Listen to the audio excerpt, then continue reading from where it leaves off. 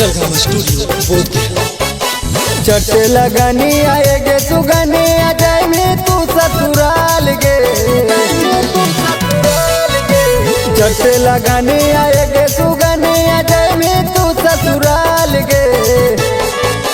रोतो एने यार गे ओने तो भतार गे। एने रोतो यार गे ओने तो भतार गे। चटे लगनी आएगे सुगनी आ जाए में तू ससुराल गे।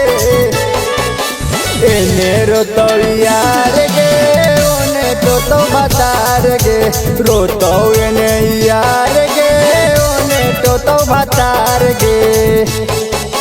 रोतो एने यार गे ओने तो भतार गे।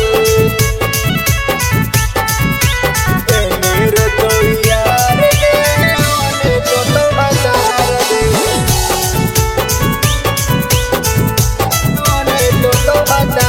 गे। छोड़ देनी हमारा धाराई के आदातिया। याद आई तो मिलल छौड़ी आधी आधी रातिया।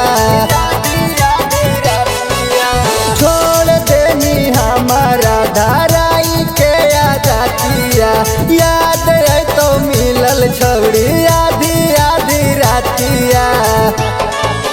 यही चक्कर में रही गलिया छोड़ी हम कुंवार गे। एने रोतो यार गे तो ने भतार गे। एने रोतो यार गे तो ने भतार गे।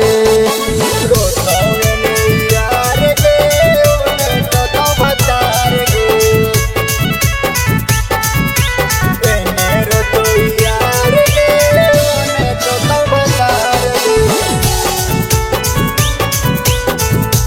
ओने तो भतार गे।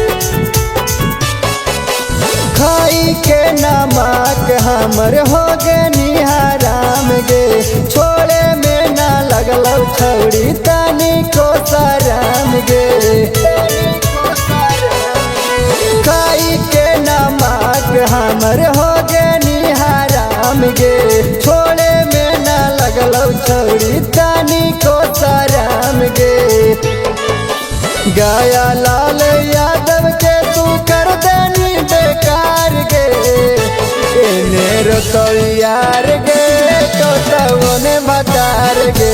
एने रोतो यार गे तो ने भतार गे।